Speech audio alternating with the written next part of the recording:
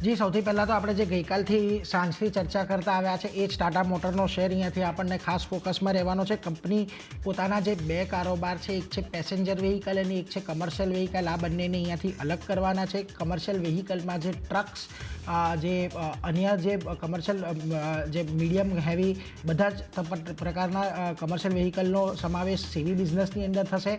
અને જે એમનો ઇલેક્ટ્રોનિક વ્હીકલ કારનો બિઝનેસ છે, JLRનો બિઝનેસ છે અને અન્ય જે નોર્મલ પેસેન્જર કારનો બિઝનેસ છે તેને PVની અંદર એક સેગમેન્ટેડ કરવામાં આવશે. હવે આ ડીમર્જરની જે પ્રક્રિયા છે તે આપણને NCLT દ્વારા કરવામાં આવશે. બંને કંપનીમાં જે શેર હોલ્ડર્સની શેર હોલ્ડિંગ છે એ અહીંયાથી સમાન રહેવાની છે. અને ખાસ કરીને NCLT ડીમર્જરની યોજના આગામી મહિનામાં બોર્ડ સમક્ષ મૂકવામાં આવશે. 12 થી 15 મહિનાનો સમય ખાસ કરીને આખા ડીમર્જરની અંદર લાગી શકે છે. અને કંપનીનું કહેવું છે કે કામકાજ, કર્મચારીઓ, ગ્રાહક કે અન્ય કોઈ પણ પ્રકારના એના પર આ જે ડીમર્જર છે એની અસર અહીંયાથી આપણને નહીં દેખાય. ખાસ કરીને જે એન ચંદ્રા છે, ટાટા મોટર્સના ચેરમેન, એમનું કહેવું છે કે 3 ઓટોમેટિવ યુનિટ્સ અહીંયાથી અલગ અલગ કામ કરશે. ડીમર્જરથી ગ્રોથને વધારવામાં મદદ મળશે અને ડીમર્જરથી શેર હોલ્ડરની વેલ્યુ વધશે. એટલે આ એક ખૂબ મહત્ત્વનો અહીંયાથી મુદ્દો ટાટા મોટર્સ દ્વારા રજૂ કરવામાં આવ્યો છે. જે બે બિઝનેસ વર્ટિકલ છે એને અહીંયાથી અલગ કરવામાં આવશે. બ્રોકરેજ જોઈ લો. બ્રોકરેજ અહીંયા ઘણા બુલિશ સાઉન્ડ કરી રહ્યા છે. મોર્ગન સ્ટેનલી છે, જો ઓવરવેટ કોલ આપી રહ્યા છે. 1013ના લક્ષ્યાંક અહીંયા ટાટા મોટર્સ પર આપી રહ્યા છે. તેમનું કહેવું છે કે ડીમર્જર PV બિઝનેસમાં વધતો વિશ્વાસ દર્શાવે છે અને ખાસ કરીને ડીમર્જરથી વેલ્યુ ડિસ્કવરીમાં અહીંયાથી ખાસી એવી મદદ મળી શકે છે. એટલે આના પર એક ખાસ ધ્યાન રાખજો. JP મોર્ગન પણ ઓવરવેટનો કોલ આપી રહ્યા છે, 1000ના ટાર્ગેટ આપી રહ્યા છે. એટલે અહીંયા પણ એક મહત્ત્વનું અપડેટ. ત્યારબાદ ઇન્વેસ્ટેક અહીંયાથી ટાટા મોટર્સ પર હોલ્ડની સલાહ આપી રહ્યા છે. 900 રૂપિયાના ટાર્ગેટ તેઓ અહીંયાથી આપી રહ્યા છે. એમનું કહેવું છે કે આ ડીમર્જરને કારણે વેલ્યુએશન પર કોઈ બહુ મોટી અસર જોવા નહીં મળે. તો બીજી તરફ ઇન્ક્રેડ અહીંયાથી રિડ્યુસનો કોલ આપી રહ્યા છે. ટાર્ગેટ તેમના 639ના છે.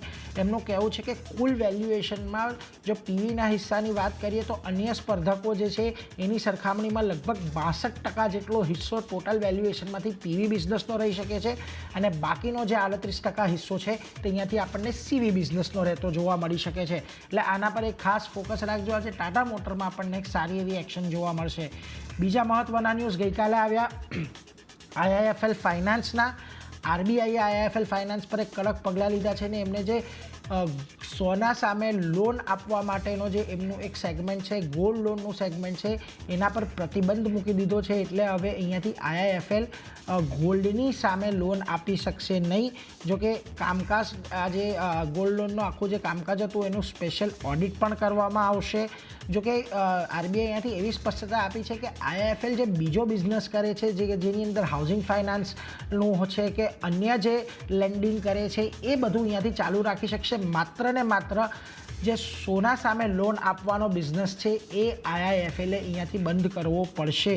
હવે જો ટોટલ એમનું તમે AUM જોશો IIFLનું, તો ગોલ્ડ લોનનું જે AUM છે એમાં લગભગ 32% હિસ્સો ગોલ્ડ લોન ધરાવે છે. એટલે અહીંયાથી એક ખાસ મહત્ત્વનું રહેશે કે IIFL ફાઇનાન્સ પર અહીંયાથી IIFL ફાઇનાન્સનું એક નિવેદન પણ આવ્યું છે. એમનું કહેવું છે કે RBIના અવલોકનની પૂર્તતા કરવા માટે અમે કટિબદ્ધ છીએ અને RBIના અવલોકનને ઝડપથી દૂર કરવાનો અહીંયાથી પ્રયત્ન કરીશું, એવું IIFL ફાઇનાન્સે કહ્યું છે.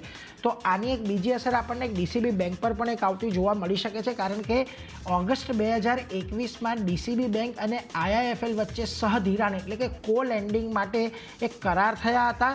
જોકે DCB બેંકનું કહેવું છે કે અત્યાર સુધીનું જે એમના પોર્ટફોલિયોનું પ્રદર્શન છે એ સંતોષકારક રહ્યું છે, એમાં કોઈ પણ અત્યારે તકલીફ નથી. પરંતુ અહીંયા પણ આપણને થોડી એક એક્શન આવતી કદાચ આજના દિવસમાં જોવા મળી શકે છે. થોડી સેન્ટિમેન્ટલ ઇમ્પેક્ટ કદાચ DCB બેંક પર આજે આપણને ઘટાડા તરફી કારોબાર બતાવી શકે. જોકે IIFLના બ્રોકરેજ જોઈ લો. જેફરીઝ અહીંયાથી બાયનો કોલ આપી રહ્યા છે. 765ના ટાર્ગેટ IIFL ફાઇનાન્સ પર આપી રહ્યા છે. જોકે પરિણામ ઉપર અહીંયાથી અસર આવી શકે છે, ચોક્કસ એવું અહીંયાથી જેફરીઝનું માનવું છે. એમનું કહેવું છે કે જે કો લેન્ડિંગ છે એ અહીંયાથી ખાસ કરીને ઘટી શકે છે.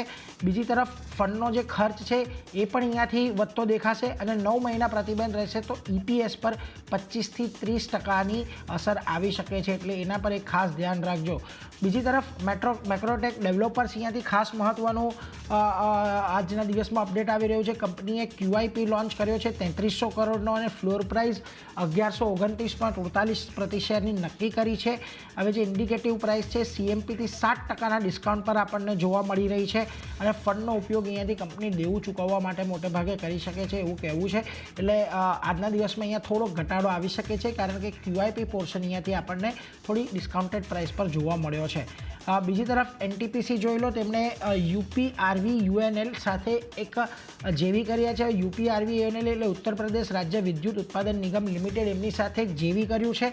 જોકે આ NTPC નથી કર્યું, NTPCની સબસિડરી છે NTPC ગ્રીન એનર્જી લિમિટેડ, એના દ્વારા અહીંયા MOU કરવામાં આવ્યું છે. એટલે રિન્યુએબલ પાવર પાર્ક ડેવલપમેન્ટ માટે અહીંયાથી ખાસ કરીને આ બંને વચ્ચે જોઈન્ટ વેન્ચર કરવામાં આવ્યું છે. એટલે NTPC પણ ખાસ મહત્ત્વમાં રહેશે. ગઈકાલે અહીંયા આપણે એક સારો એવો સર્જ જોઈ લીધો છે. ગઈકાલે આ સ્ટોક આપણને એક નવા 52 વીક હાઈ કે લાઈફ ટાઈમ હાઈ પર અહીંયાથી આપણને બંધ થતો જોવા મળ્યો હતો. એટલે આજના દિવસમાં અહીંયાથી કદાચ ગઈકાલના ઉછાળા બાદ થોડું પ્રોફિટ ટેકિંગ આવી શકે, પરંતુ ડેવલપમેન્ટ અહીંયાથી કંપની માટે એક પોઝિટિવ છે. તો આ બધા સ્ટોક તો મારા રડારમાં છે. ટાટા મોટર્સ અને IIFL ફાઇનાન્સ આજના દિવસમાં ખાસ મહત્ત્વના રહેવાના છે, એટલે એના પર તો ચર્ચા કરીશું જ. પરંતુ આરતી, અન્ય કયા સ્ટોક્સ કે જેના પર નજર રાખવાની છે? જે અન્ય પણ સ્ટોક છે, શરૂઆત હું LTI માઇન્ડટ્રી સાથે કરીશ. અહીંયા જે રીતે નવું પ્લેટફોર્મ લોન્ચ કરવામાં આવ્યું છે તેને કારણે સ્ટોક પોઝિટિવ રિએક્શન આપી શકે છે.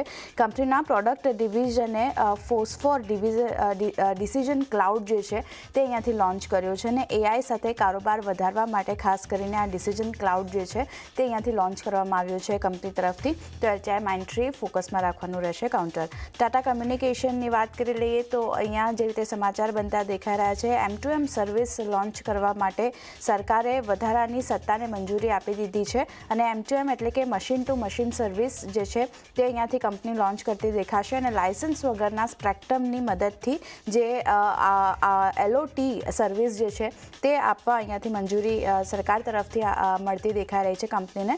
તો ટાટા કમ્યુનિકેશનનું કાઉન્ટર પણ આજે નજરમાં રાખવાનું રહેશે.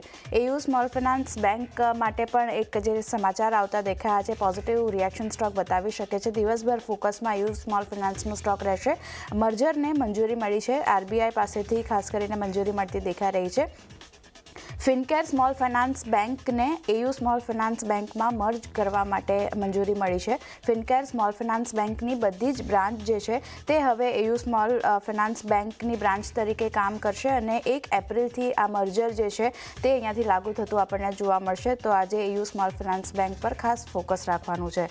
નેક્સ્ટ કાઉન્ટર BEL, BEML અને મિધાની જેવા સ્ટોક છે જેમાં ફોકસ રહેશે કારણ કે MOU સાઇન કરવામાં આવ્યા છે. રક્ષા મંત્રાલયે BEL, BEML અને મિશ્ર ધાતુ સાથે MOU સાઇન કર્યા છે અને ભારે વાહનોના એન્જિનમાં ખાસ કરીને એડવાન્સ ફ્યુલિંગ અને કંટ્રોલ સિસ્ટમ માટે આ MOU જે છે 3 કંપનીઓ સાથે રક્ષા મંત્રાલયે કર્યા છે. તો આ ત્રણેય સ્ટોક પર ખાસ ફોકસ રાખવાનું રહેશે. ગાર્ડન રીચ શિપયાર્ડની વાત કરી લઈએ તો અહીંયા પણ MOU સાઇન કરવાના સમાચાર આવતા દેખાયા છે. ઇન્ડિયન રજિસ્ટ્રી ઓફ શિપિંગ સાથે MOU સાઇન કર્યા છે કંપનીએ. ગ્રીન એનર્જી અને ઓટોનોમસ જહાજો વિકસાવવા માટે ખાસ કરીને MOU કરવામાં આવ્યા છે. તો ગાર્ડન રીચ પર પણ નજર રાખવાનું રહેશે કઈ રીતે સ્ટોક રિએક્શન આપે છે. NBCC આજે પણ ફોકસમાં રહેશે કારણ કે વર્ક ઓર્ડર કંપનીને મળતો દેખાયો છે. ચંદીગઢમાં post graduate institute of medical education and research પાસેથી સબસિડરી જે છે કંપનીની HSCCને 92 કરોડનો વર્ક ઓર્ડર મળ્યો છે. તો કંપનીની સબસિડરીને ઓર્ડર મળ્યો છે તેને કારણે NBCCનું કાઉન્ટર આજે ફોકસમાં રાખવાનું રહેશે. અને છેલ્લે કિમ્સની વાત કરી રહીએ તો અહીંયા નવી હોસ્પિટલ જે છે તે બનાવવાના સમાચાર આવતા દેખાયા છે. થાણામાં 300 બેડની ક્ષમતાવાળી હોસ્પિટલ કંપની અહીંયાથી બનાવતી જોવા મળશે અને કંપની હોસ્પિટલ ડેવલપમેન્ટ માટે 500 કરોડ રૂપિયાનું રોકાણ જે છે તે અહીંયાથી કરતી જોવા મળશે. તો કિમ્સ મેડિકલનું કાઉન્ટર પણ આજે ફોકસમાં છે. તો ચાંદની આ બધા સ્ટોક છે, ખાસ કરીને જે નીરજે જણાવ્યા મેં જણાવ્યા બધા પર ફોકસ રહેશે. જી, તો બધા શેર્સ આજે